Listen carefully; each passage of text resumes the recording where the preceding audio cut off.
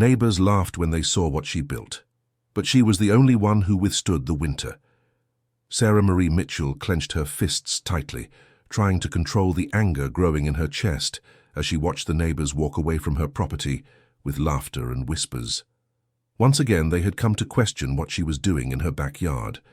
The 35-year-old widow had begun digging behind her house 3 weeks ago, creating a structure that no one in the rural community of Pine Ridge could understand.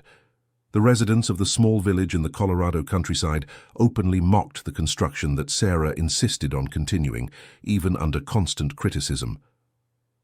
"You see, James, I told you Sarah went crazy after she lost Anthony," Margaret Johnson murmured to her husband as they walked along the dirt road. "Spending money on that useless hole when she could be taking better care of those 2 children." Sarah pretended not to hear the comment, but each word was like a stab to the heart.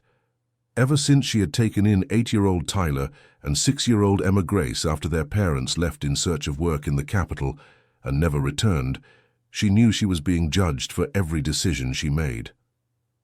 "Aunt Sarah, why don't you stop digging?" asked Tyler, appearing beside her with his hands full of dirt.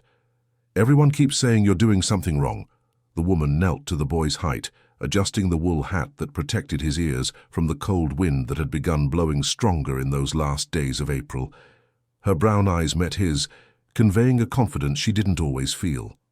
"Tyler, sometimes people don't understand things that are different from what they know," she explained patiently, wiping the dirt from his small hands. "But I know what I'm doing. Your Uncle Anthony left me some very important papers before he left, and they show how to build something that will help us a lot." Emma Grace came running up, stumbling a little on the dress Sarah had made from fabric scraps. The girl had dark, curly hair that always escaped her braids, and a smile that lit up even the cloudiest days. "Can I help too?" she asked excitedly, completely ignoring the neighbors' criticisms that still echoed in the distance. Sarah smiled for the first time that afternoon. The children were her strength when everything seemed to be going wrong. Unlike the adults in the community, they didn't question her choices with malice, only with the natural curiosity of their age. "Of course you can help," she replied, standing up and brushing the dirt from her apron. "But first, let's have dinner. Then I'll explain better what we're going to do tomorrow." As they walked toward the simple wooden house, Sarah looked back and observed the hole that was slowly turning into something much larger. Over the past 3 weeks, she had excavated almost 2 meters deep in an area of about 20 square meters, following exactly the instructions she had found in Anthony's notebooks. Her late husband had been an engineer, educated in the capital, but had chosen to live simply in the rural community where Sarah had grown up.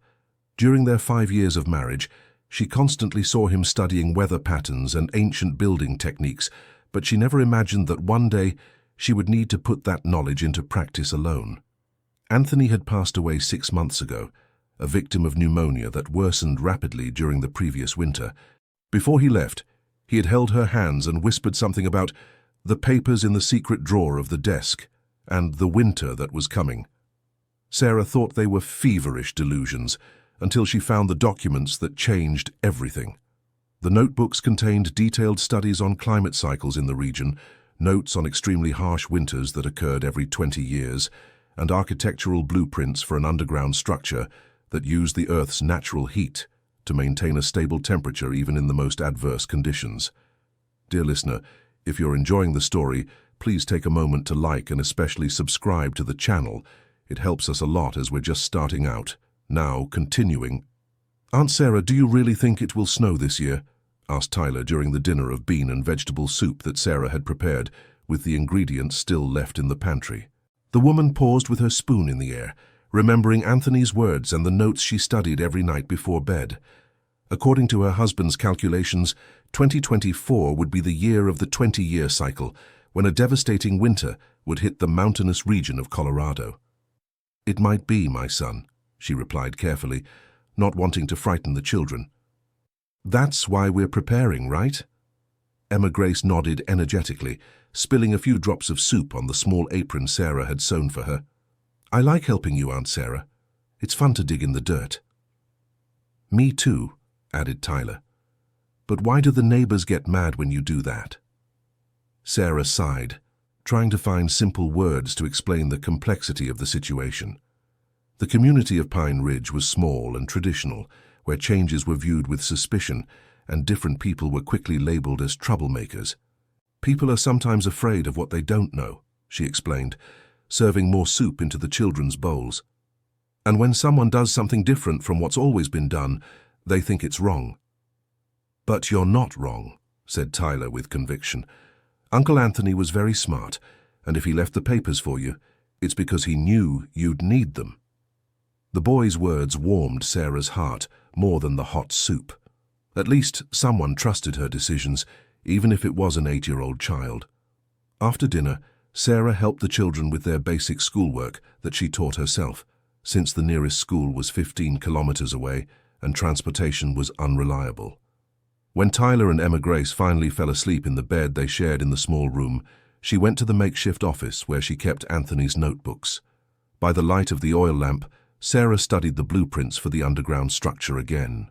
The design was ingenious, a system of interconnected chambers that would harness the Earth's natural heat, ventilation ducts that would keep the air circulating without losing temperature, and a storage area for supplies that would stay cool without freezing. According to Anthony's notes, extreme winters had hit the region in 1984, 2004, and the prediction was that the next one would be in 2024. The older community members who had lived through the winter of 2004 had either passed away or moved, and the current residents had no memory of the devastation that extreme cold could cause in the mountainous region. Sarah closed the notebook and looked out the window into the darkness outside. The wind was getting stronger, and she could feel that change in the air that precedes the real cold. She was certain there was no time to waste, but she also knew resources were limited. The next morning, Sarah woke before sunrise and found an unpleasant surprise waiting for her in the backyard. During the night, someone had thrown trash into the hole she was digging, and a crudely written sign was stuck in the dirt. "Stop embarrassing the community." Anger boiled in her chest, but before she could burst into tears of frustration, she felt 2 small presences by her side. "Whoever did this was very rude," said Emma Grace, crossing her little arms indignantly. "We'll help you clean up, Aunt Sarah," offered Tyler, already grabbing a nearby bucket. The children's solidarity strengthened Sarah once again. Together, they cleaned up the trash and removed the offensive sign, turning the sabotage into another reason to continue with determination. "Today we'll work faster," announced Sarah, tying her brown hair in a scarf, "and we'll start building the walls." She had ordered bricks and cement from the supplier in the neighboring town, spending part of the savings she had kept for years. The materials would arrive that afternoon, and she intended to start shaping the structure that would save their lives. At 3 in the afternoon, the supplier's truck stopped in front of Sarah's house, but the man who got out didn't have his usual friendly expression. "Mrs. Sarah, I need to talk with you," said Vernon, a middle-aged man who had supplied construction materials to the entire region for over 20 years. "Of course, Mr. Vernon. Is everything okay with the materials?" The man took off his cap and scratched his head, clearly uncomfortable. "Look, ma'am, I've received some complaints about you doing construction without proper authorization. Some folks are saying it could be dangerous, that you're digging too deep and might cause problems on the neighbor's land." Sarah felt her blood run cold. She knew exactly who was behind those complaints. "Mr. Vernon, I'm building on my own property, with money I saved from working hard," she said, trying to keep her voice calm. "I'm not doing anything illegal. I know, Mrs. Sarah, and I believe you. But the community is putting pressure on me, and if I keep supplying materials, I could lose other customers. You understand my situation, don't you?" The disappointment was like a punch to the gut. Without the materials, it would be impossible to continue the construction in the necessary time. Winter was approaching, and she could feel in the changes of the wind that it would be earlier than normal. "How much material did you bring today?" she asked, already calculating mentally what would be possible to do. "Half of what you ordered. It's all I can do for now." Sarah paid for the materials and helped unload in silence, while Tyler and Emma Grace watched with worry. They were small but smart enough to sense something was wrong. When the truck left, Sarah sat on the pile of bricks and finally allowed a few tears to escape. The neighbor's pressure was working, and she felt increasingly isolated in her mission to protect the children she had promised to care for. "Aunt Sarah, are you sad?" Emma Grace approached and placed her little hand on the woman's arm. "A little bit, my dear," admitted Sarah, drying her eyes. "But don't worry, we'll figure something out." "Can we look for materials somewhere else?" suggested Tyler, with the practicality typical of someone who grows up too fast. The boy's suggestion made Sarah think. Perhaps there were other ways to get what she needed. In the region, there were always abandoned constructions or people getting rid of used materials. "You know what, Tyler? You're right. Tomorrow morning we'll take a drive around the area and see what we can find." That night, Sarah could barely sleep, making mental calculations about time, resources, and the possibilities of completing the construction before the extreme cold arrived. She had noticed signs in recent days. The birds were migrating earlier. The animals were accumulating more fat, and there was a subtle change in the vegetation that indicated the plants were preparing for a longer period of dormancy than usual. The next morning, Sarah and the children set out early to look for materials. The first stop was at Mr. Harold's property, a 70-year-old man who lived alone about 3 miles away. "Mrs. Sarah, so good to see you," greeted the elderly man with a genuine smile. "And these beautiful children too." Mr. Harold was one of the few people in the area who had never criticized Sarah or questioned her choices. Perhaps because, at 70 years old, he had already learned that judging others rarely led to anything productive. "Mr. Harold, you wouldn't happen to have some bricks or lumber you're not using, would you?" Sarah asked directly. "I can pay or trade for work." The man studied her for a moment, noting the determination in her eyes. "You're really set on building that thing people are talking about, aren't you?" "Yes, I am, Mr. Harold. It's very important." He shook his head thoughtfully. "You know, Mrs. Sarah, I lived through the winter of '84. I was in my 20s then, strong as an ox. Thought I could handle anything. I almost didn't survive. The snow lasted 3 months. The houses couldn't hold up to the cold. A lot of people suffered more than they should have." Sarah felt her heart race. Finally, someone who understood. "So, you believe it could happen again?" "Mrs. Sarah, at my age you learn that nature has its cycles, and those who don't prepare always get the short end of the stick. If you're feeling you need to prepare, I'll help however I can." Mr. Harold not only provided bricks and lumber he had stored away, but also offered to help with the construction on weekends. For the first time in weeks, Sarah felt she wasn't completely alone. On the way back, they passed by Margaret Johnson's house, who was in the yard hanging clothes on the line. The 45-year-old woman stopped what she was doing to observe the small group returning loaded with building materials. "Sarah Mitchell, I need to talk to you," she called with an authoritative voice. Sarah considered ignoring her and continuing on, but she knew that would only make things worse. She asked the children to wait a little ways off and approached the fence that divided the properties. "What is it, Margaret? What is it? Sarah, you've completely lost your mind. You're spending money you don't have, making the children work like adults, and on top of that, giving the whole community something to gossip about." "I'm taking care of the children as best I can, and the money I spend is mine," replied Sarah, trying to stay calm. "Oh, really? And when that money runs out?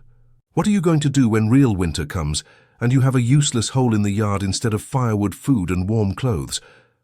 The criticism hit Sarah squarely because it touched on her own fears. What if she was wrong? What if Anthony had miscalculated? What if she was putting the children at risk by following the dreams of a man who was no longer there to face the consequences? "Margaret, I know you're concerned, but I have my reasons for doing what I'm doing," she said, trying to sound more confident than she felt. "Reasons? Sarah, you're following the fantasies of a man who spent years studying things that have nothing to do with real life. Anthony was a good man, but he always had his head in the clouds." "Don't talk about my husband like that." Sarah's voice became firm and sharp. "I'll say what needs to be said, and what needs to be said is that you're being irresponsible with these children. If you keep this up, I'll have to speak with the proper authorities about their situation." The veiled threat made Sarah's blood boil. Margaret Johnson was the informal leader of the community, wife of the richest man in the area, and had enough influence to cause serious trouble if she wanted. "The children are well cared for, well fed, and receiving an education," Sarah said firmly. "No one has anything to complain about. For now. But if you keep up with this madness, I don't know how much longer this can last." Sarah turned her back and called for Tyler and Emma Grace without another word. As they walked home, she felt the weight of Margaret's gaze fixed on her back like a silent threat. "Aunt Sarah, why was Mrs. Margaret talking so loud?" asked Emma Grace, sensing the tension in the air.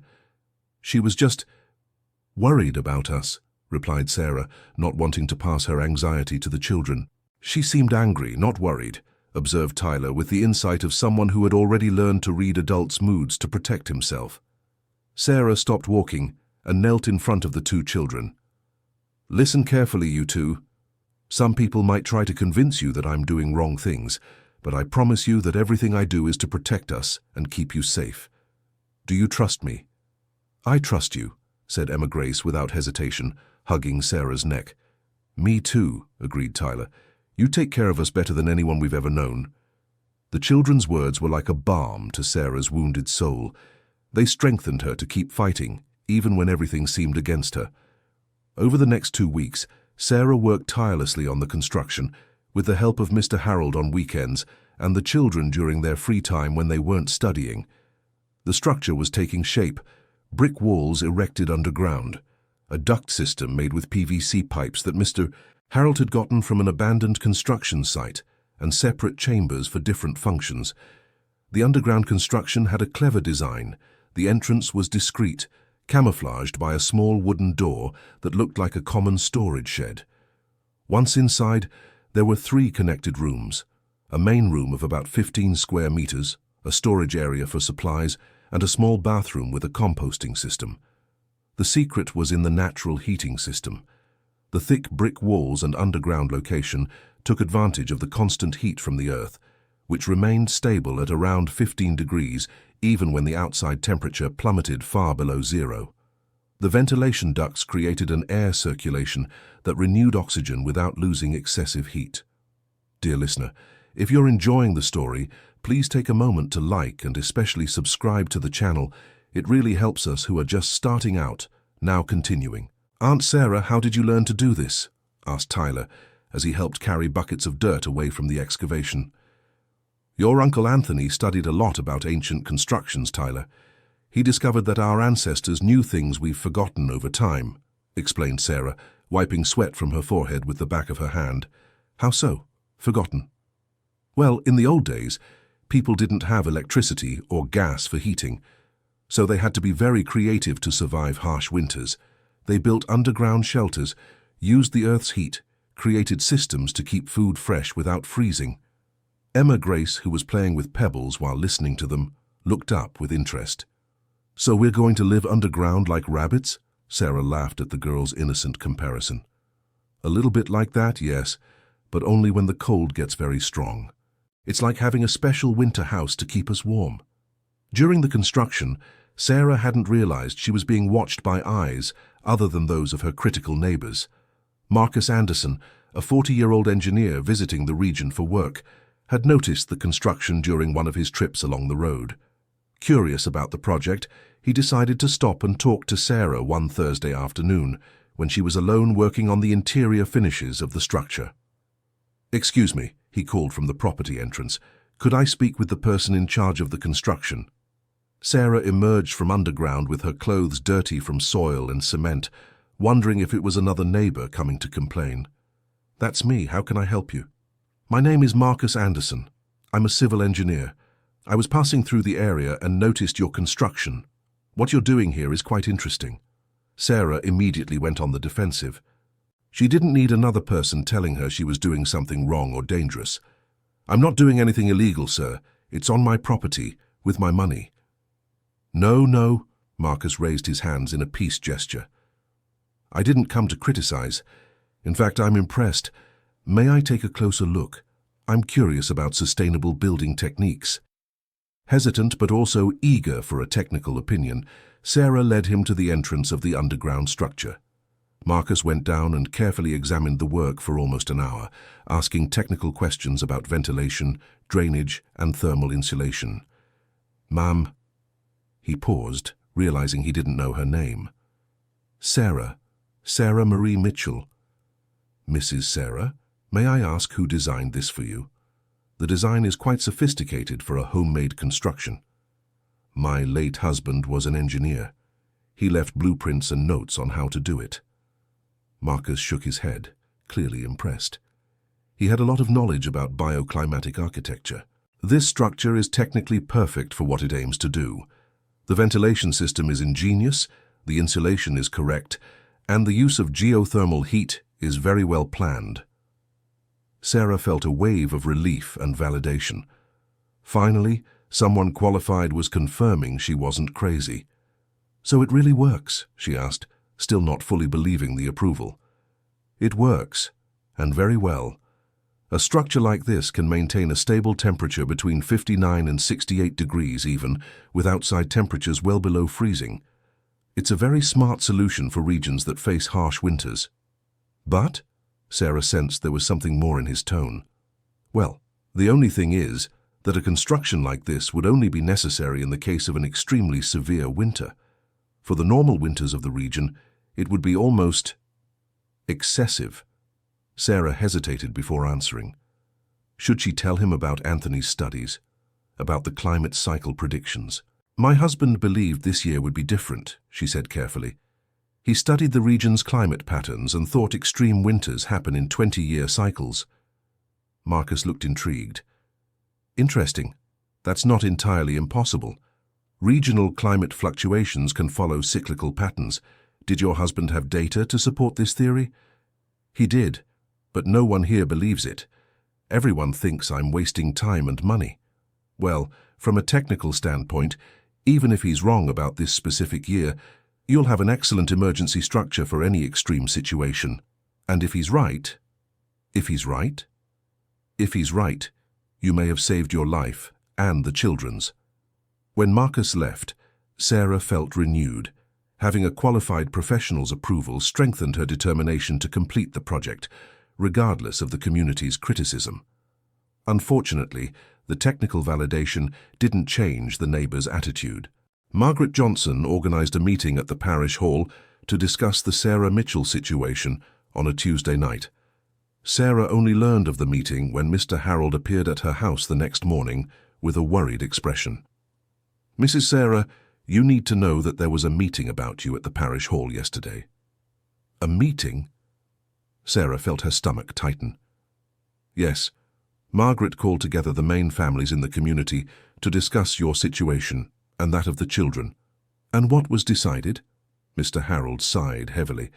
"She convinced everyone that you are acting irresponsibly, spending money without thinking about the children's future, and that someone should intervene before things get worse."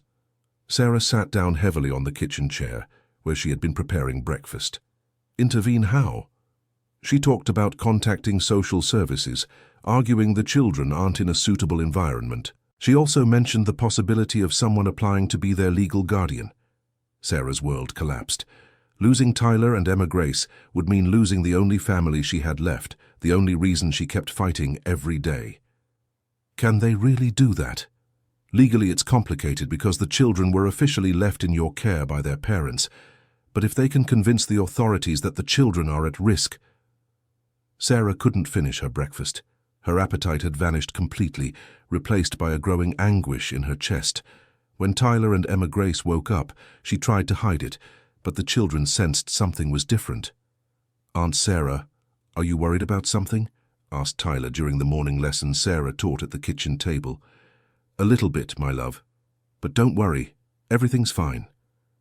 "Is it because of our winter house?" Emma Grace looked at her with those big, worried eyes. Sarah stopped writing in the notebook and looked at the two children. They deserve to know the truth, at least part of it. "Some neighbors are worried because they think I'm making the wrong decisions to take care of you. They want to help, but sometimes people's help might not be exactly what we need." "Do they want to take us away from you?" Tyler asked directly, with the sharp intuition of someone who had already lost their parents once. Sarah hesitated, but decided to be honest. Some might think that would be better for you, but I promise I will fight for you to stay with me, because this is your place.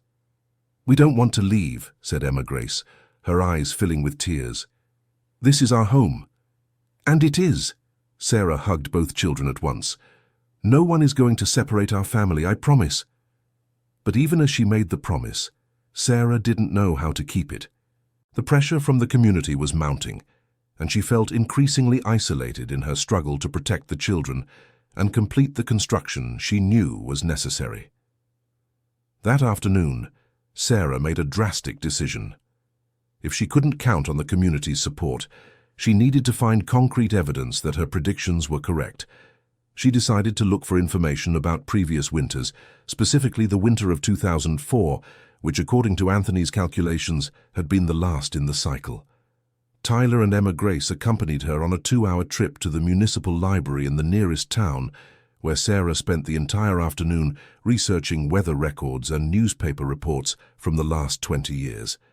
What she found made her even more determined and also more frightened. The winter of 2004 had indeed been devastating in the mountain region of Colorado. Temperatures had reached 15 degrees below zero. There were snowstorms that lasted for weeks, power outages that stretched for months in rural areas, and several families had to be evacuated because their homes couldn't maintain a livable temperature. 3 elderly people had died from hypothermia, dozens of farm animals did not survive, and the local economy took years to recover from the damage caused by the extreme cold. More importantly, Sarah found a pattern in the historical records. Exceptionally severe winters had occurred in 1964, 1984, and 2004. Exactly every 20 years, as Anthony had predicted. "Aunt Sarah, did you find what you were looking for?" asked Tyler when she finally rose from the library table with a stack of photocopies. "I did, Tyler. I found the proof that your Uncle Anthony was right." On the way back home, Sarah mentally planned how to use this information. Perhaps she could convince at least a few neighbors that their concerns were well-founded. Maybe she could buy enough time to complete the construction before the authorities got involved in the situation with the children.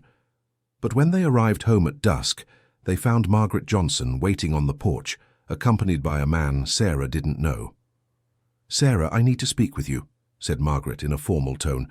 "This is Mr. Paul Thompson from the city's Social Services Department." Sarah felt the ground disappear beneath her feet. The threat had materialized faster than she expected. "Good evening, Mrs. Mitchell," greeted the public servant, a middle-aged man with a tired appearance. "We've received some concerns about the welfare of the children under your care, and I've come to do a routine check." "The children are fine, sir, well-fed, well-cared for, receiving an education." Sarah tried to keep her voice calm, but she felt her hands trembling. "I'm sure they are, ma'am. But I need to ask a few questions and observe the living conditions." "It's standard procedure." Margaret remained beside the official with an expression of feigned concern that fooled no one. Sarah knew that visit was a direct result of the meeting at the parish house. Tyler and Emma Grace hid behind Sarah, sensing the tension in the situation even without fully understanding what was happening. "May I come in?" asked Paul Thompson. Sarah couldn't refuse without seeming like she was hiding something. Reluctantly, she led the group into the simple but clean house she shared with the children. The official examined the kitchen, the bedrooms, the makeshift bathroom, taking notes on a notepad. He asked questions about food, education, medical care, and Sarah answered as best she could. "And this construction in the backyard?" he asked, pointing through the window at the nearly finished underground structure. "It's a personal project, sir. A root cellar for preserving food." "A root cellar?" Margaret interjected with a sarcastic tone. "Sarah, tell him the truth. You're spending the entire family's savings on a fantasy about an apocalyptic winter coming." Sarah felt anger boiling up, but she controlled herself for the children's sake. "It's a sustainable architecture project based on technical studies, Mr. Thompson. I have documentation." "May I see this documentation?" Sarah hesitated. Anthony's notebooks contained predictions that could sound like delusions to someone who didn't understand the scientific methodology behind them. "They're in the office, I can get them." While Sarah searched for the notebooks, she heard Margaret talking with the official in the living room. "You see how the situation is? She's clearly been disoriented since she lost her husband. These children need stability, responsible adults who make sensible decisions. "And would you offer to care for them?" asked Paul Thompson. "If necessary, of course. My husband and I have stable finances, a suitable home, and experience raising our own children." Sarah returned to the living room with Anthony's notebooks, but she had heard enough to understand the situation was even more serious than she had imagined. "These are the studies my husband did on regional weather patterns." She presented the notebooks to the official. Paul Thompson quickly flipped through the pages filled with graphs, calculations, and technical notes. "Was your husband a meteorologist? Civil engineer with a specialization in bioclimatic architecture, and these studies led him to believe this winter would be different?" "Yes, sir. He identified a pattern of extreme winters that occur every 20 years in the region. The last one was in 2004, so this year would be the next in the cycle." Margaret gave a scornful laugh. "Are you listening to this? She really believes she can predict the weather based on conspiracy theories from a man who is no longer here to answer for the consequences." "They are not conspiracy theories," Sarah defended herself, trying to control her irritation. "They are real meteorological data, documented patterns." Paul Thompson closed the notebook and observed Sarah carefully. "Mrs. Mitchell, I understand your dedication to your husband's studies, but I have to agree that spending limited resources on a project based on an unconfirmed forecast may not be the most prudent decision when caring for minors. Mr. Thompson, may I show historical documentation that proves these extreme winters actually happened in 1964, 1984, and 2004? Sarah offered the photocopies she had made at the library. "That is irrelevant," Margaret interrupted. "Even if they happened before, that doesn't mean it will happen this year. And even if it does, there are much more sensible ways to prepare than digging holes in the backyard." The official quickly examined the historical documents, but Sarah could see from his expression that he had already formed an opinion on the case. "Mrs. Mitchell, I'll be direct. The basic conditions for the children's care are adequate, and they do not appear to be in immediate danger. However, your financial choices and personal projects raise some concerns about judgment and responsibility." Sarah felt her heart sink. "What does that mean?" "It means I will recommend monthly monitoring of the situation by our department. If there is no improvement in matters of financial stability and responsible decision-making, it may be necessary to re-evaluate the children's care arrangements. In other words, she has 1 month to stop this madness, or the children will be relocated to a more suitable family." Translated Margaret with poorly disguised satisfaction. "That is not what I said," Paul Thompson corrected, but did not completely deny the interpretation. After the official and Margaret left, Sarah sat at the kitchen table with Tyler and Emma Grace, trying to explain the situation without frightening them too much. "What's going to happen to us, Aunt Sarah?" asked Tyler with a sad maturity in his eyes. "Nothing is going to happen, my love. We will stay together, as we always have." "But what if they want to take us away?" Emma Grace was clearly scared. Sarah hugged both children and felt determination growing inside her like never before. "Listen to me, both of you. I promise I will not let anyone separate our family, and I promise I will finish our winter house because it could be very important for keeping us safe. We'll help," said Tyler firmly. "We'll work faster." "That's right," agreed Emma Grace. "We'll finish before the cold arrives." The children's solidarity strengthened Sarah, but it also increased her sense of urgency. She could feel changes in the air that indicated time was running out quickly. That night, after Tyler and Emma Grace fell asleep, Sarah went outside to observe the sky. The stars were brighter than normal, the air had that characteristic dryness that precedes major weather changes, and she could feel a different atmospheric pressure. All the signs Anthony had described in his notebooks were aligning. The extreme winter was coming, and she had at most a few weeks to complete the preparations. Sarah also knew she had at most 1 month to convince the authorities she wasn't crazy, before she lost the children she loved like daughters. The battle was just beginning, and she was determined to win it. Dear listener, if you're enjoying the story, please take a moment to like and especially subscribe to the channel. It helps us a lot, as we're just starting out, now continuing. In the days following the social worker's visit, Sarah worked on the construction with an almost desperate intensity. She woke before dawn and continued until she could no longer see in the dark, determined to complete the structure before the cold arrived or the authorities returned. Tyler and Emma Grace helped her tirelessly, carrying tools, organizing materials, and even assisting with simple finishing tasks. The construction had become a family mission, where every brick laid was an act of resistance against those who doubted. "Aunt Sarah, how much longer until it's finished?" asked Tyler on a Monday morning, while applying mortar to the joints between the bricks of the inner wall. Sarah stopped to assess the progress. The structure was almost complete. Walls raised, roof installed with thermal insulation, ventilation system working, and only the finishes and the installation of furniture and supplies remained. "One more week, Tyler. Just one more week, and our winter house will be ready. And then?"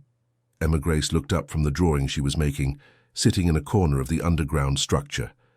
"Then we'll hope we don't need to use it," replied Sarah, but deep down she knew they would. And soon. The signs were intensifying daily. The animals in the area were behaving strangely.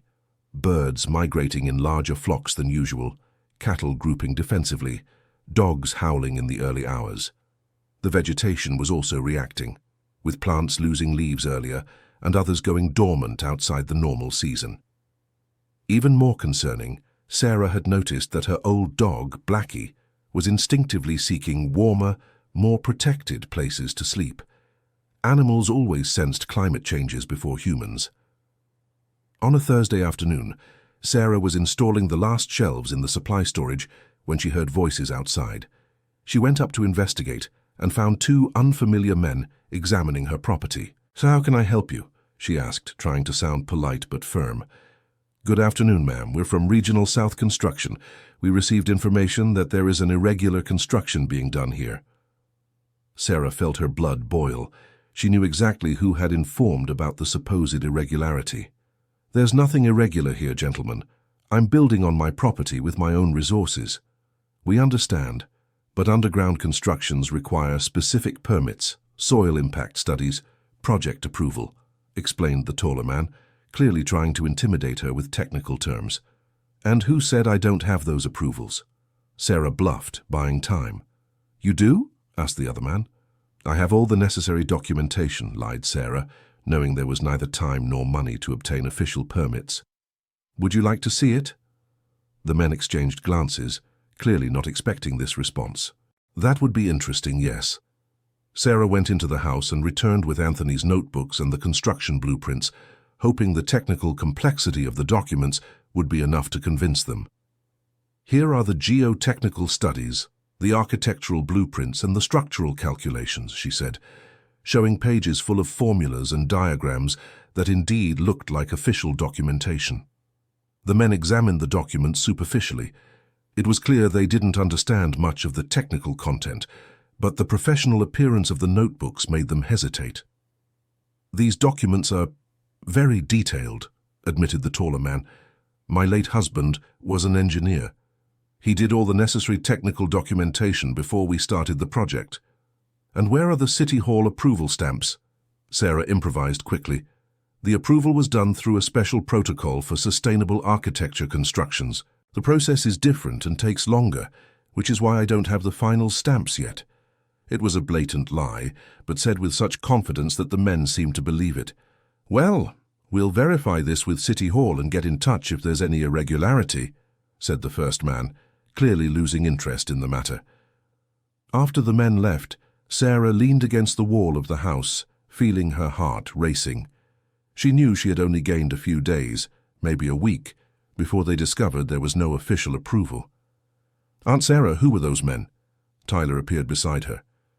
"People who wanted to make sure our construction is being done correctly," she explained, trying to simplify the situation. "And is it?" "It is, Tyler. Your Uncle Anthony was very careful with every detail." That night, Sarah could barely sleep, making mental calculations about how much time she had before all the problems converged at once: the arrival of the extreme cold, the return of the authorities, and the discovery that there were no official permits for the construction. On Friday, the temperature plummeted 15 degrees in an hour. Sarah was finishing installing the makeshift heating system in the underground structure when she felt the change in the air. She went out to check and found the sky completely taken over by grey clouds that seemed laden with snow. "Tyler! Emma Grace!" she called urgently. "Come here now." The children came running, sensing the urgency in Sarah's voice. "What happened, Aunt Sarah?" "Everything changed. The cold arrived earlier than I expected. We need to speed up the final preparations." Sarah spent the rest of the day transferring supplies to the underground structure. Blankets, warm clothes, non-perishable food, water, medicine, candles, matches, and everything else that might be needed during a prolonged emergency. "Why are we storing so much stuff?" asked Emma Grace, helping to carry cans of preserves. "Because we might need to stay in our winter house for a little while, and we want to have everything we need without having to go out in the cold." "Like a camping adventure?" asked Tyler, trying to make the situation more fun.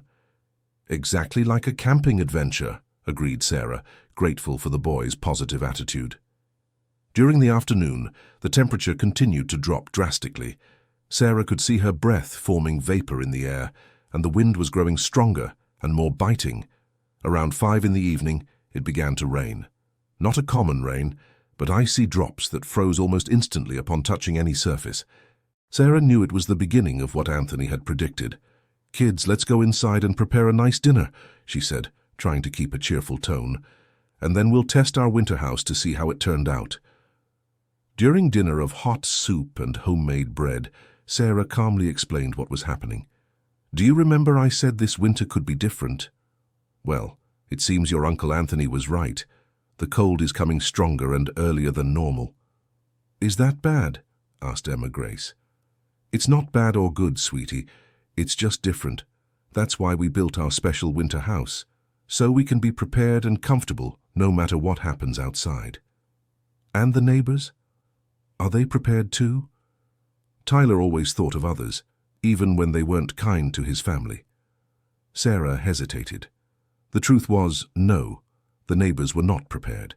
They had focused on stocking firewood and food in a traditional way, but their houses were not designed for extreme cold. "Each family made the preparations they thought best," she replied diplomatically. After dinner, Sarah led Tyler and Emma Grace for a final inspection of the underground structure. She lit a few candles to create a cozy atmosphere and showed all the resources she had installed.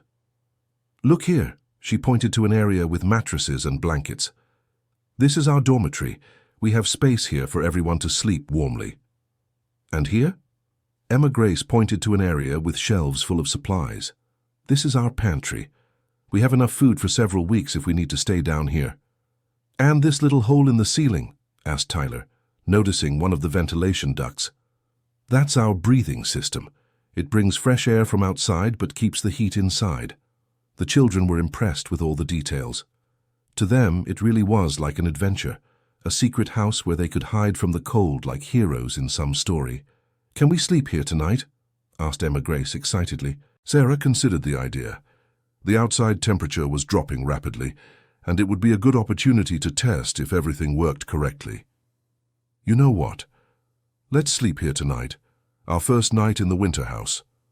They brought extra pillows and blankets, arranged the mattresses comfortably, and settled into the underground structure for the first night. Sarah stayed awake for hours, listening to the wind that had become deafening outside. Occasionally, she would go up to check the external conditions and grew increasingly frightened by what she saw.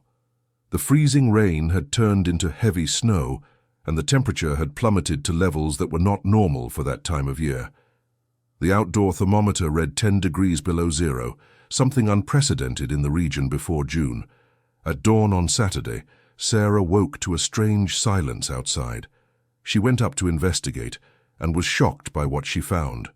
Overnight, more than half a meter of snow had fallen. The landscape was completely transformed, and the temperature had dropped even further. The thermometer now read 15 degrees below zero. Even more frightening, Sarah could see smoke coming from some neighboring chimneys, but other houses seemed completely silent. It was likely some families were already having trouble keeping their houses heated. "Aunt Sarah, why is it so quiet?" asked Tyler, coming up to see her. "Because it snowed a lot during the night, Tyler. Snow makes everything quieter." "Can I see?" Sarah opened the door carefully, and Tyler gasped at the amount of snow that had accumulated. "Wow! It's like the world turned white." Emma Grace also came up to see and was amazed by the transformed landscape. For the children, it was magical. For Sarah, it was confirmation that Anthony had been right in all his predictions. "Let's have breakfast in our winter house," suggested Sarah. "It's too cold up here."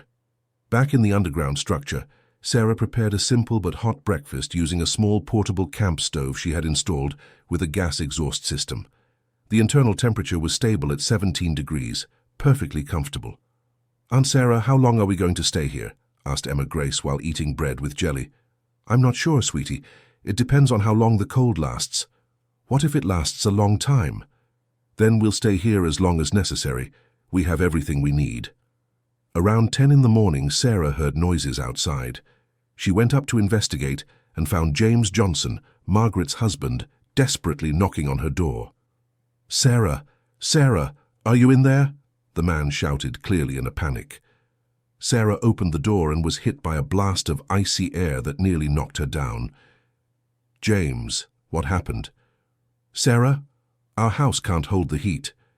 The fireplace can't handle the cold, and the kids are shivering even under all the blankets we have." Sarah observed the man standing before her.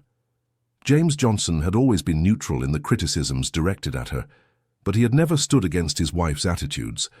Now he was there asking for help with desperate humility. "Get inside before you freeze," said Sarah, pulling him into the house. "Where are Tyler and Emma Grace?" asked James, noticing the quiet house. "They're in our heating shelter. Come, I'll show you." Sarah led James to the entrance of the underground structure. When he went down and felt the welcoming warmth, his eyes filled with tears of relief. "Sarah, forgive us. Forgive Margaret, forgive me. You were right all along." "This isn't the time for apologies, James. It's time to help each other," replied Sarah, with a generosity that surprised even herself. Would you let our children stay here too? At least until we can fix our situation." Sarah looked at Tyler and Emma Grace, who were watching the conversation in silence. She thought of the shelter she had calculated for 3 people, which would now have to accommodate a few more. "How many children?" 3. Mary, 12 years old, Luke, 9, and little Sophia, 4. Sarah did quick calculations. It would be tight, but possible. "Bring them, but you adults will have to figure out how to fix your house situation." James ran out into the snow, returning half an hour later with his 3 children wrapped in blankets and shivering uncontrollably. "Everyone, I want to introduce our new adventure buddies," Sarah said to Tyler and Emma Grace. "Mary, Luke, and Sophia are going to stay with us for a few days." The children quickly adapted to each other, turning what could have been a tense situation into something like a sleepover.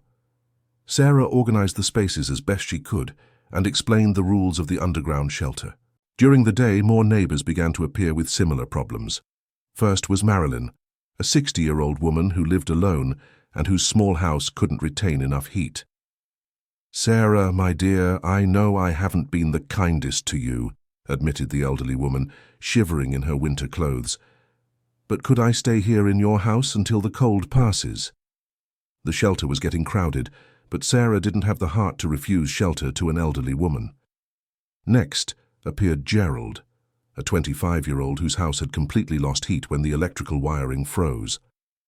"Mrs. Sarah, I can help with any work in exchange for a little corner down here," he offered humbly. With each new person who arrived, Sarah rearranged the spaces, rationed the supplies, and explained the rules of living together. The shelter that had been designed for 3 people now housed 11. In the late afternoon, the last person to ask for shelter was none other than Margaret Johnson.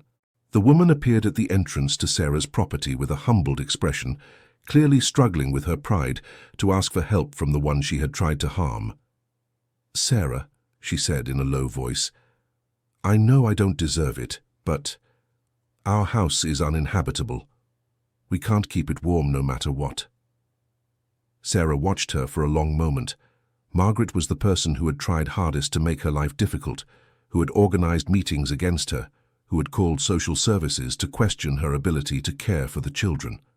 "Come in," she said finally, "but let's make one thing very clear. Down here, we are all equal. There is no community leader or hierarchy. There are only people helping people." "I accept any condition," replied Margaret with genuine humility. That night, the underground structure that Sarah had built following Anthony's designs sheltered 12 people. Herself, the 5 children, and 6 adult neighbors who had spent weeks criticizing her madness. The space was tight, but the temperature remained stable and comfortable. Sarah had installed makeshift curtains to create privacy, organized shifts for bathroom use, and established rules for harmonious living. "Aunt Sarah," whispered Tyler before falling asleep. "You saved everyone." "We saved everyone, Tyler. This house was built by all of us together. But you had the idea, and you believed when no one else did." Sarah smiled in the dark, feeling a deep satisfaction mixed with worry. She had proven she was right about the extreme winter, but now faced the challenge of keeping 12 people safe and healthy for as long as necessary. Outside, the wind howled like a wounded animal, and the snow continued to fall without stopping. The thermometer read 20 degrees below zero, and the forecast was for the temperature to keep dropping. Sarah fell asleep planning how to manage limited resources, how to keep peace between people who were once enemies, and how to protect all those lives that now depended on the structure that nearly everyone had ridiculed. The extreme winter had arrived exactly as Anthony predicted, and the underground construction that the neighbors called a useless hole had literally become the difference between life and suffering for a dozen people. But Sarah knew this was only the beginning. The real test was still to come. On Sunday morning, Sarah woke to a silence even deeper than the day before. She carefully went up to check the external conditions and found a situation that genuinely frightened her. The snowfall had intensified overnight, and now there was over a meter of accumulated snow. Even more serious, the temperature had plummeted to 25 degrees below zero, a cold Sarah had never experienced in her life. The world outside was completely white and silent. There were no signs of movement, not even animal tracks. It was as if all life had hidden away to survive.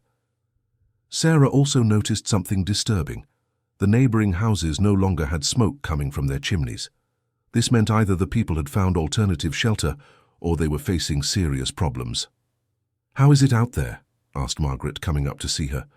"Much worse than yesterday. The temperature must be 25 below." Margaret paled upon hearing the number. "Sarah, if our children were at home—" "Don't think about that now," Sarah interrupted her. "They are safe here. That's what matters." "But what about the other families in the community, the ones who live farther away and couldn't come here?" It was a legitimate concern. The Pine Ridge community had about 50 families spread across a relatively large rural area. Sarah and her immediate neighbors were safe in the underground structure, but there were many other people who could be facing desperate situations. "When the weather improves a bit, we'll organize a search to check on the other families," promised Sarah. "If the weather improves," murmured Margaret, watching the snow that continued to fall incessantly. Back in the underground structure, Sarah found a scene that warmed her heart despite the entire difficult situation. The children had spontaneously organized themselves into collaborative activities. The older ones were teaching the younger ones, Tyler was telling stories to entertain the group, and Emma Grace was drawing to decorate the walls of the construction. The adults were also adapting better than expected. Marilyn had taken on some of the cooking duties, Gerald was helping with maintenance and organization, and even James Johnson was contributing with small repairs and improvements to the structure. "Sarah, I need to talk to you about something," said James, approaching her. "Last night I calculated our food and water supplies. With 12 people we have provisions for about 2 weeks. It was a calculation Sarah had already done mentally, but hearing confirmation worried her. She had stocked supplies for a family of 3 for an extended period, not for a dozen people. What if we rationed strictly? We might be able to stretch it to 3 weeks, but not much beyond that. Then let's hope the cold doesn't last longer than that." But Sarah knew from Anthony's studies that extreme winters in the region could last up to 2 months. She needed to find a way to feed 12 people for a period much longer than 3 weeks. During lunch of thin but nutritious soup, Sarah gathered the whole group for an honest conversation about the situation. "Everyone, I'll be direct with you. Our supplies were calculated for fewer people and a shorter period. We need to establish strict rationing and also think of alternatives to get more food." "What kind of alternatives?" asked Gerald.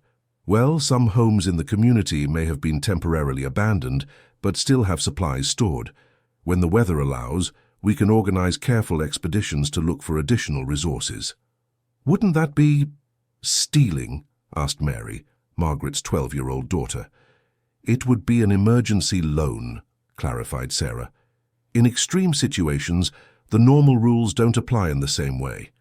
The goal is to keep everyone alive, and later we can compensate the owners for the resources used."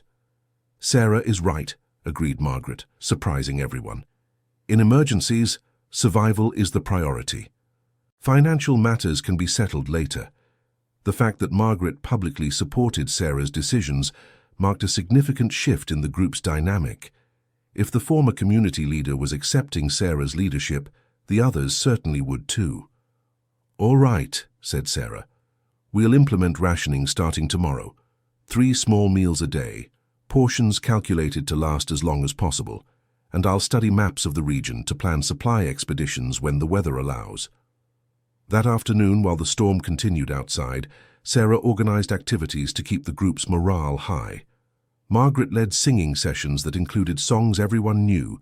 Marilyn told stories from the region that especially entertained the children, and Gerald improvised games with materials found in the structure. "Aunt Sarah," said Emma Grace during a break in the activities, "I'm liking having so many friends here. Even with everything so cramped." "Even so. It's like a very big family." The girl's innocent observation made Sarah think about how this extreme situation was creating bonds between people who previously barely spoke to each other. Shared adversity was generating genuine solidarity. On Monday, the storm finally began to lessen in intensity. Sarah went up to assess the conditions and found that, although it was still very cold, the snow had stopped falling and the wind was weaker. "Today might be the day for our first expedition," she announced to the group. "I'll go with you," Gerald offered immediately. "Me too," said James Johnson. "No," Sarah refused firmly. "Only I will go. You all stay here taking care of the children and keeping the structure running. If anything happens to me, you know how everything works down here." "Sarah, it's too dangerous to go alone," protested Margaret. "It's dangerous, but necessary, and one person alone moves faster and draws less attention." Sarah spent an hour preparing for the expedition. Multiple layers of clothing, waterproof boots, gloves, a hat, a backpack to carry supplies found, and a safety rope in case she encountered dangerous situations. "If I don't return in 3 hours, do not go out to look for me," she instructed the group. "Wait until tomorrow and then consider your options." "You will come back," said Tyler, with absolute confidence. "You always come back." The boy's faith gave Sarah strength to face the frozen world outside. The first house she visited was Mr. Harold's, which was only 500 meters away, but took 40 minutes to reach due to the deep snow. Sarah found the house empty, but in good condition. There were signs that Mr. Harold had left quickly, leaving behind many valuable supplies: canned goods, rice, beans, sugar, and even a few bottles of water. She filled the backpack with what she could carry and left a note explaining the situation and promising future compensation. The second stop was a house abandoned a few months ago, where she found more supplies forgotten by the former residents. The third house visited brought a disturbing discovery. Sarah found signs that a family had tried to withstand the cold, but had been forced to abandon the house. There were clothes scattered, food remains, and signs that the people had left in a hurry.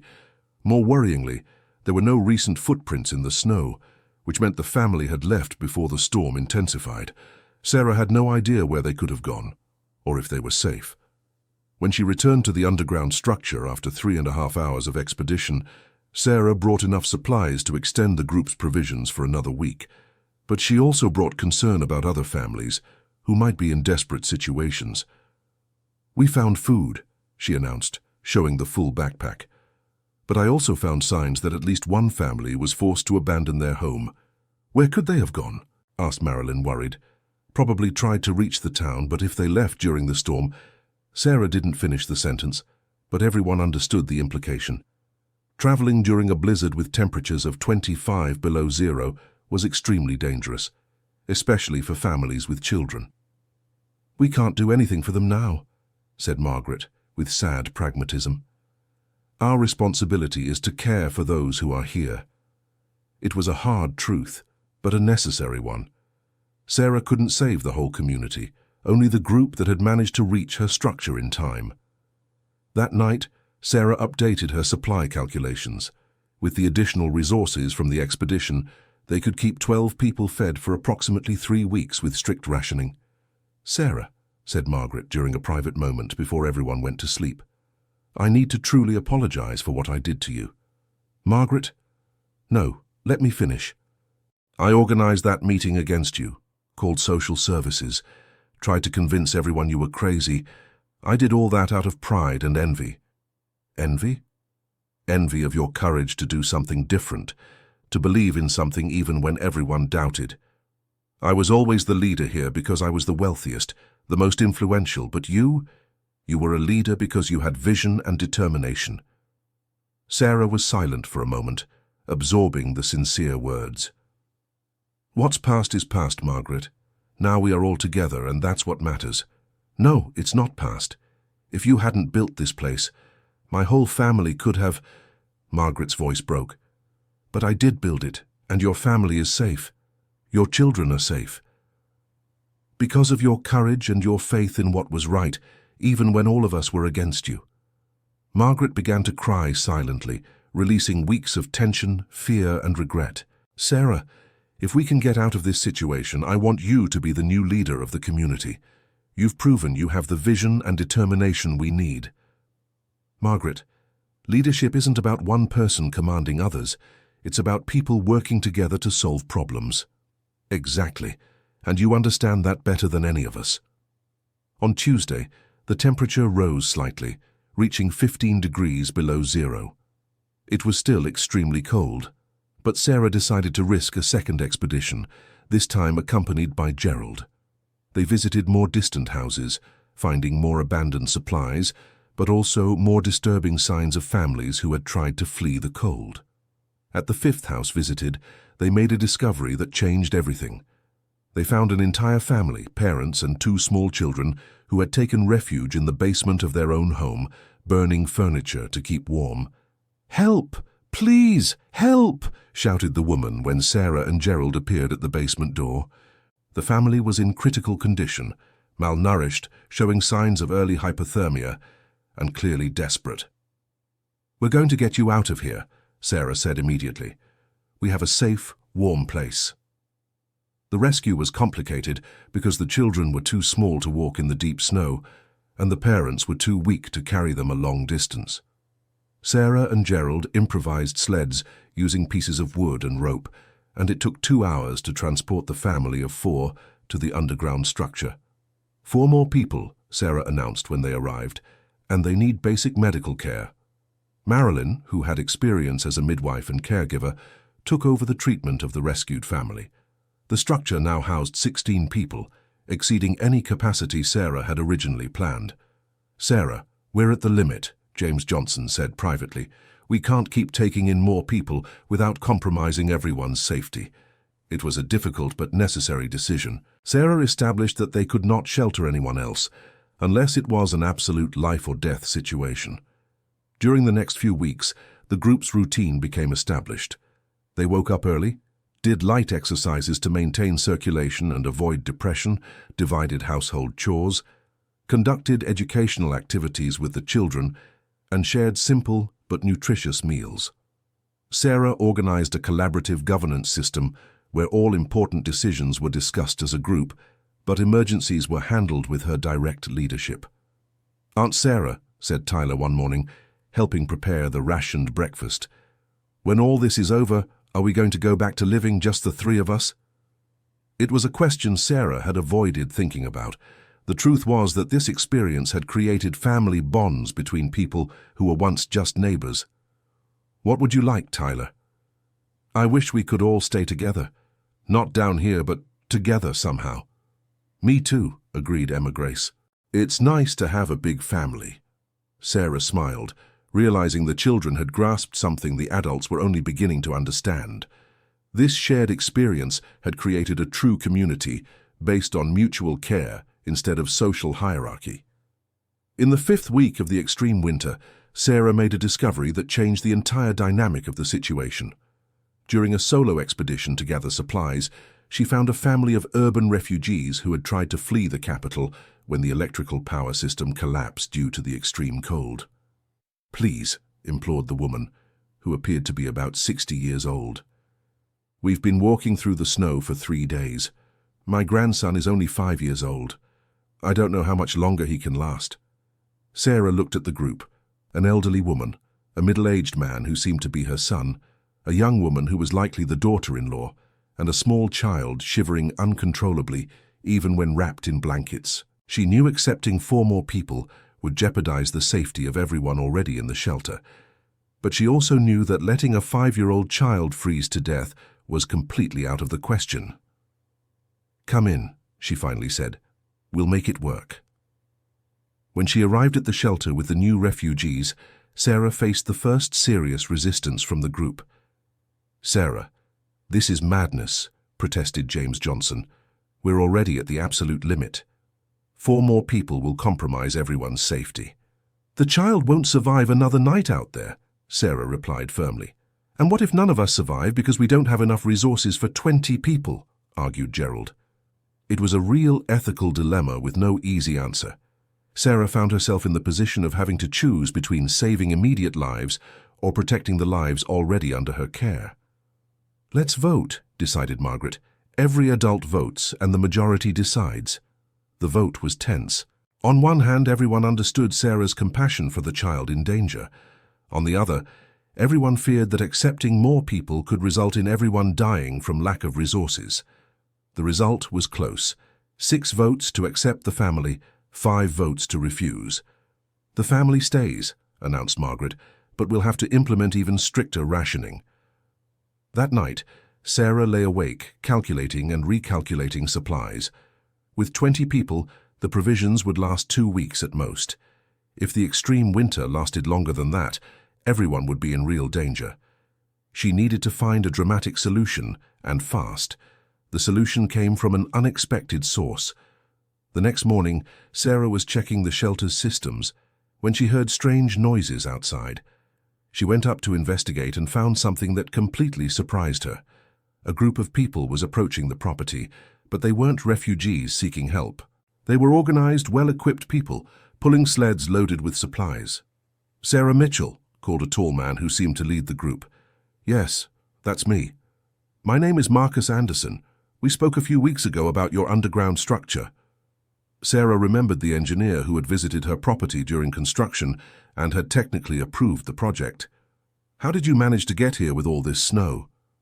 "When the extreme winter began and communication systems failed, I organized a group of volunteers to search for isolated people in the rural area. Your property was on the checklist because I knew you had a survival shelter. Have you come to rescue us?" "We've come to offer support. We brought medical supplies, food, fuel, and communication equipment. We also have information about the overall situation in the region." Sarah nearly collapsed in tears of relief. Finally, help had arrived when they needed it most. "How many people are sheltered here?" asked Marcus, observing the entrance to the underground structure. 20. We started with 3, but we've been taking in neighbors and refugees as the situation worsened." Marcus whistled, impressed. 20 people? Your structure was designed for 3. How did you manage to keep everyone safe?" "Strict rationing, careful organization, and a lot of luck," Sarah answered honestly. "And a lot of competent leadership," added Margaret, who had come up to see what was happening. Marcus and his team of 5 people temporarily joined the group in the structure, bringing not only vital supplies, but also information about the external situation. The extreme winter has hit the entire southern region of the United States. explained Marcus during a meeting with the whole group. The larger cities are managing to hold on with emergency generators and collective shelters, but the rural communities have suffered a lot. "And our community?" asked Margaret. "According to our checks, approximately 60% of rural families manage to reach the city or find adequate shelter, but about 40% faced serious difficulties." Difficulties like what? Sarah was afraid of the answer. Some loss of life, many cases of hypothermia, destruction of property by the extreme cold. This community here is literally the largest intact survivor group we've found in the rural area. The information was simultaneously encouraging and devastating. Sarah had managed to save 20 people, but that meant many others hadn't been so lucky. "How much longer will the cold last?" asked Marilyn. "Weather forecasts indicate another 2 weeks of extreme temperatures, then a gradual recovery over a month, 6 more weeks total." Sarah felt a mix of relief at knowing there was a defined end date and apprehension about being able to keep 20 people safe for that long. "Are you going to stay with us?" Emma Grace asked Marcus. "We'll stay a few days to make sure you have everything you need. Then we have to continue looking for other isolated groups, but we'll come back to check on you before the cold ends." In the 3 days that followed, Marcus and his team helped optimize the underground structure for 20 people. They installed better ventilation systems, organized the spaces more efficiently, and established stricter safety protocols. More importantly, they brought a radio communication system that allowed contact with emergency teams in the city. "Sarah," said Marcus before leaving, "I want to make an official proposal. When this whole situation is over, I'd like to hire you as a consultant for emergency architecture projects." "A consultant? I'm not an engineer." "No, but you are someone who understands how to turn theory into practice to save lives. Your experience here will be valuable for helping other communities prepare for similar emergencies." "And our studies on climate cycles?" Sarah thought of Anthony and his notebooks. "We want to document those studies too.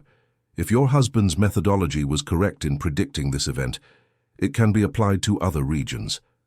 It was an opportunity Sarah had never imagined, turning the tragedy they had lived through into knowledge that could help other people in the future. After Marcus left, life in the underground structure stabilized into a more comfortable routine thanks to the additional supplies and structural improvements.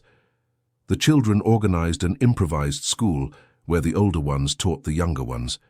The adults took turns with maintenance, kitchen, and organizational tasks, and Sarah coordinated everything, keeping morale high and resolving conflicts before they turned into serious problems. "Aunt Sarah," said Tyler one afternoon, as they were organizing supplies together, "when all this is over, will things go back to how they were before?" It was a profound question from an 8-year-old. Sarah stopped what she was doing and sat down beside him. "What do you think, Tyler?" "I think not. We learned a lot living all together. And people became different." "Different how?" "More friendly, more careful with each other. Before, each family stayed alone in their house and didn't talk much with the neighbors. Now everyone really knows each other." The boy's observation was surprisingly perceptive. The shared experience had truly transformed a group of distant neighbors into something resembling an extended family. "Would you like things to stay different?" "Yes, not down here because it's cramped, but I'd like us to keep being real friends." Emma Grace, who was playing nearby, nodded in agreement. "Me too. Now I have brothers and sisters of all ages."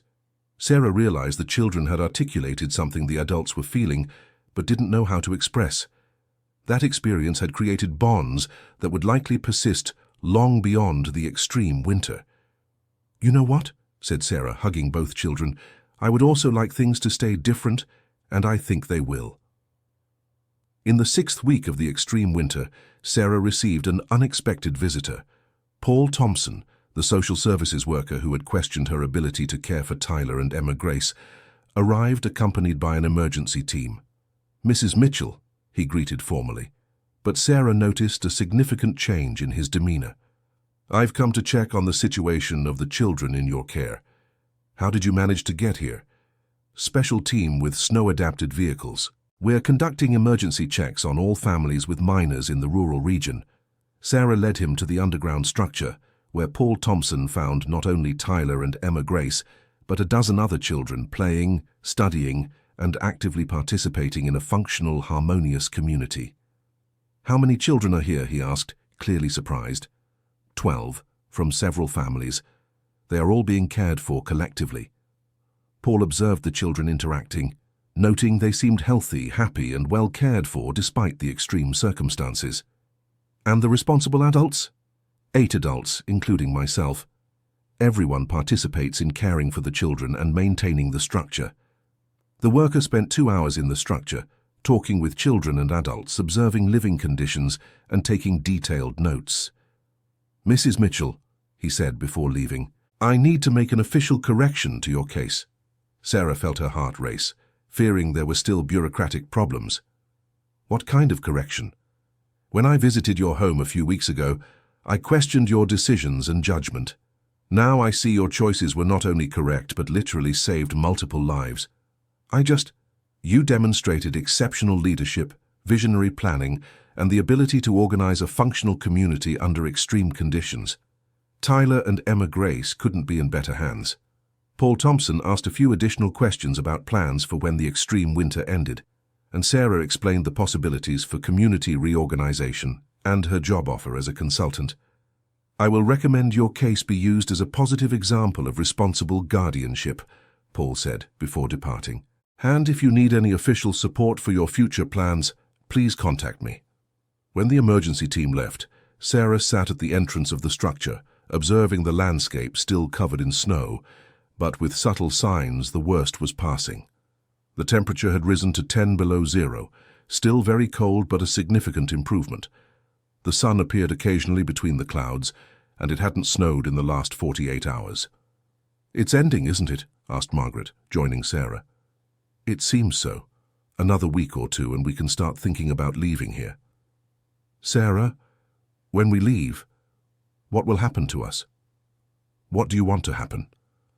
"I want us to keep being a real community, not just neighbors who tolerate each other, but people who take care of each other.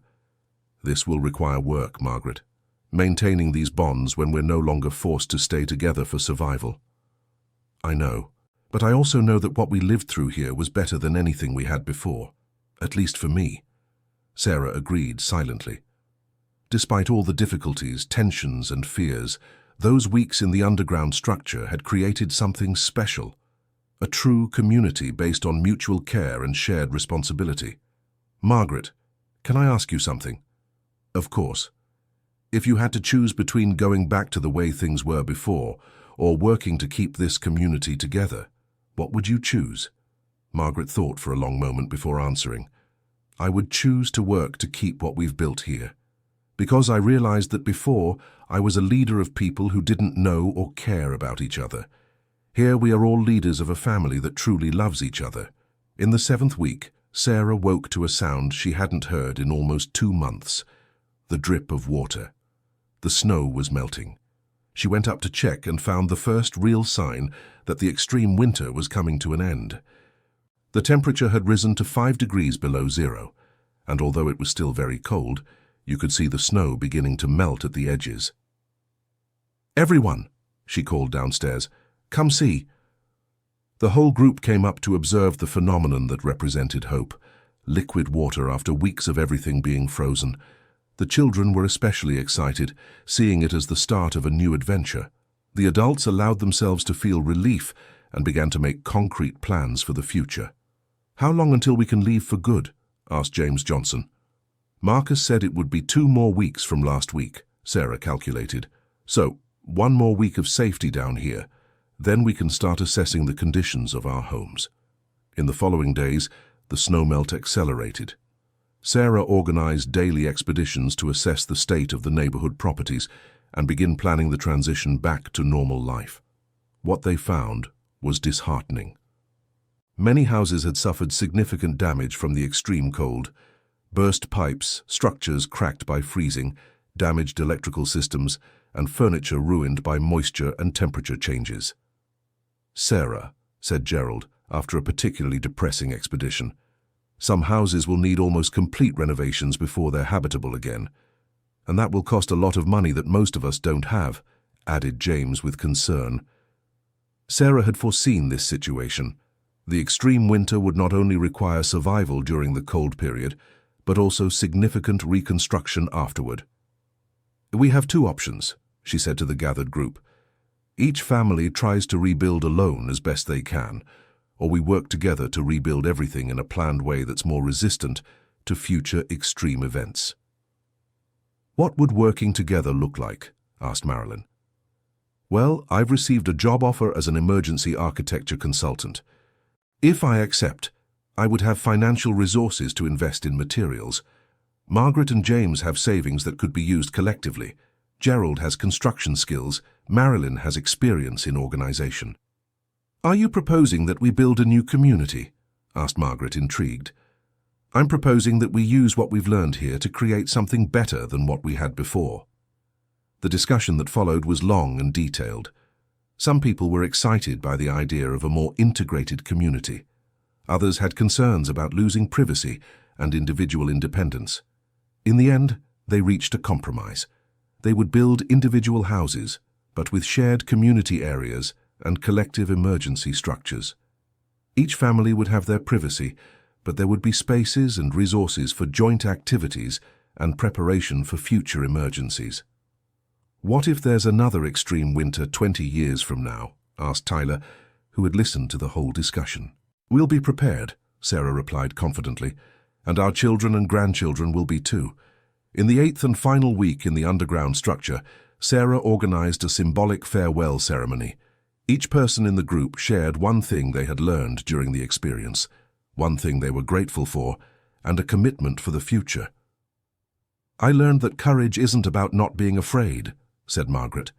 It's about doing what needs to be done, even when you are afraid.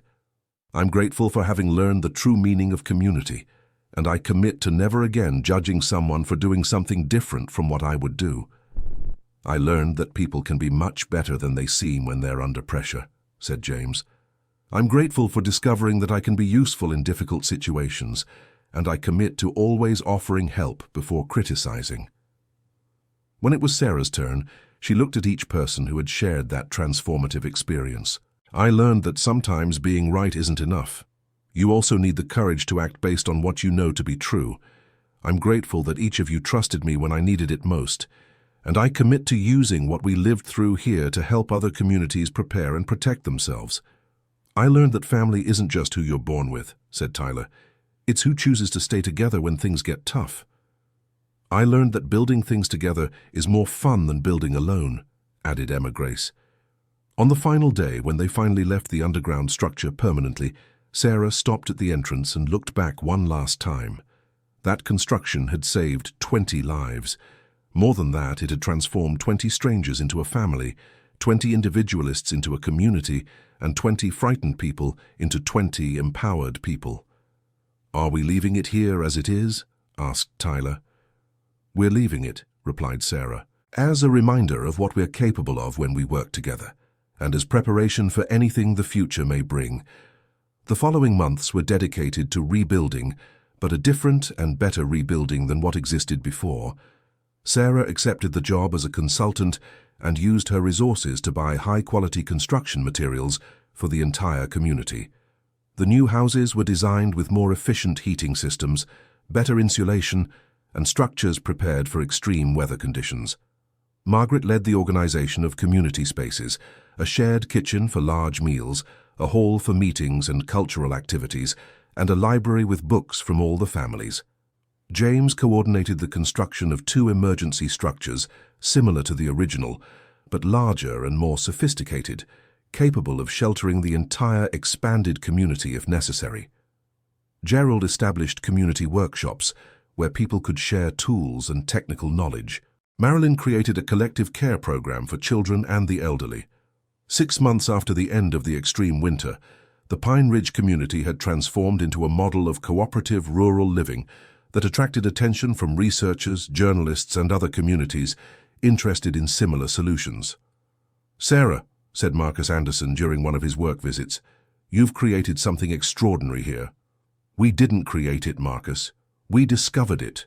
We discovered that when people feel truly cared for and valued, they naturally care for and value others in return. And your husband's 20-year climate cycles. I'm documenting everything. If Anthony was right, the next generation will be prepared. And if he was wrong about the specific cycles, at least we built a community resilient enough to face any emergency. 1 year later, Sarah was in the kitchen of her new home, larger and more comfortable than the previous one, but located in the center of the community area, preparing the Sunday lunch that the whole community shared weekly. Tyler, now 9 years old, was helping by cutting vegetables that had grown in the community garden. Emma Grace, 7, was drawing posters for the community birthday party that would happen the following month. "Aunt Sarah," said Tyler, "do you think if Uncle Anthony could see how everything turned out, he would be proud?" Sarah stopped cooking and looked out the window at the vibrant community that had grown around the underground structure that saved their lives. Children played in the central area, adults talked in the shared gardens, elders rested on benches under trees they had planted together.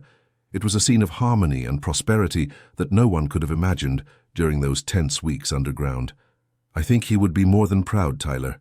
I think he would be amazed, because his studies not only saved us during the extreme winter, they also taught us that when people work together, they can create something much more beautiful and strong than anything they could do alone.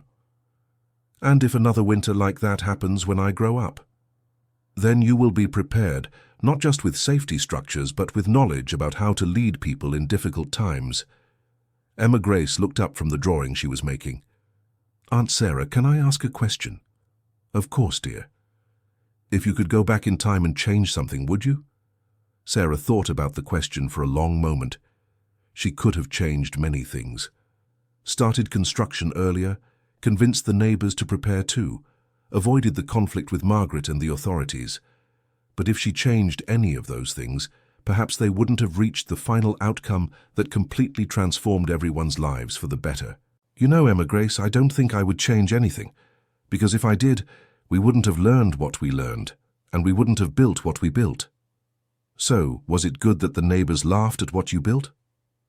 "It was good that I kept building even when they laughed," corrected Sarah with a smile, "because that taught me that sometimes the most important thing we can do is believe in ourselves, even when no one else believes." Tyler stopped cutting vegetables and looked seriously at Sarah. "Aunt Sarah, when I grow up, I want to learn to build important things like you." "What kind of things?" "Things that protect people, things that bring people together, things that make the world better." Sarah hugged them both at the same time, feeling her heart full of pride and gratitude. "You two already know how to build the most important things of all." "How?" asked Emma Grace. "You know how to build love, friendship, and hope. And those are the most important constructions that exist." 5 years after the extreme winter, Sarah was at the entrance of the original underground structure, now transformed into a museum and educational center where other communities came to learn about emergency preparedness and cooperative organization. Tyler, now 13, gave tours to visitors, proudly explaining how his family had survived and created something beautiful from a desperate situation. Emma Grace, 11, led educational activities with visiting children, teaching about teamwork and community care. "Mrs. Sarah," said a young journalist who was documenting the community story, "what is the main lesson you would like people to take from this experience?" Sarah thought carefully before answering. "The main lesson is that our strength does not come from our ability to avoid difficulties, but from our ability to face difficulties together. When I built that structure, I thought I was just protecting my family from a harsh winter. But what I was really building was the foundation for a new way of living, based on mutual care instead of competition." "And about the people who doubted you at the beginning? I understand why they doubted. I was doing something that seemed strange and unnecessary. But the difference between giving up when people doubt and persisting even with the doubts is the difference between living an ordinary life and creating something extraordinary.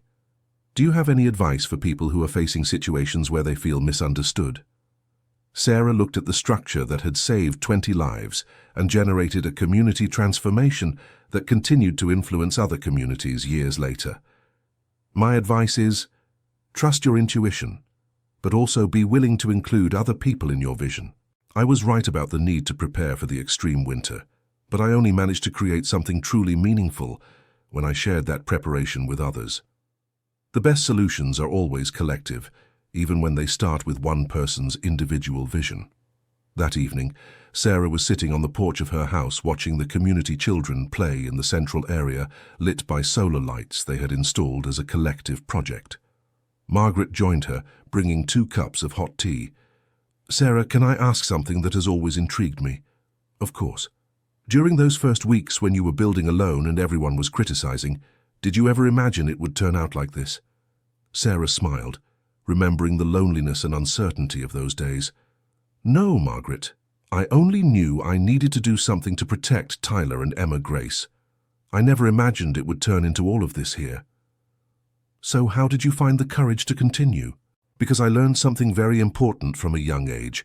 When you know something is right in your heart, you have to do it even if your head is afraid. And my heart knew that building that structure was the right thing to do." "And now? What is your heart saying now?" Sarah looked around at the thriving, harmonious community that had grown from those desperate days. "Now my heart is saying that what we built here is just the beginning, that other communities can learn from our experience, and that perhaps we can help create a world where people don't need to wait for emergencies to discover the value of caring for one another." "Are you thinking of expanding this model?" "I'm thinking of documenting everything we've learned and sharing it with anyone who wants to learn, not so they copy exactly what we did, but so they adapt the principles to their own situations." Margaret drank her tea thoughtfully. "You know, Sarah, I spent my whole life believing that leadership meant being in charge and making decisions alone. You taught me that true leadership is creating conditions for other people to discover their own abilities to contribute." "You learned that yourself, Margaret. I just offered an opportunity." "No, you did more than that. You demonstrated that it's possible to be strong and kind at the same time, firm and flexible, confident and humble." Sarah reflected on her friend's words. The journey from those first days digging alone in the backyard to becoming the leader of a transformed community had taught her much about herself and about what people are capable of when they feel truly supported. "Margaret, can I confess something to you?" "Of course." "There are moments when I still miss those simple days, when it was just me, Tyler, and Emma Grace. Despite everything we've built, sometimes I long for the simplicity of when our family was small." "And does that bother you?" "No, because I realized our family didn't get smaller or bigger. It expanded to include more love, more care, more possibilities. Tyler and Emma Grace are still my absolute priorities, but now they have a support network that goes far beyond what I alone could offer." The two remained in a comfortable silence for a few minutes, watching the community life unfold around them. "Sarah," said Margaret finally, "thank you for not giving up when all of us were against you. Thank you for giving me the chance to prove I was right, and for becoming the leader this community needed when I was focused only on survival. We make a good team, don't we?" "We do, and we'll keep making one for the next 20 years, until the next extreme winter comes." "Do you really believe there will be another one?" "I believe there will be other emergencies, Sarah. Maybe climatic, maybe economic, maybe social. But now I know that when you have a real community, any emergency becomes an opportunity to grow even stronger." End of story. Now we want to know what you thought of this journey of Sarah Marie and her community. Do you think you would have the same courage to keep building when everyone doubted? How do you think you would react if you were in the place of the neighbors who criticized Sarah at the beginning? Leave your reflections in the comments with sincere words. We love reading each of your opinions. Don't forget to leave a like if the story touched your heart, and especially subscribe to the channel so you don't miss other moving stories we will share.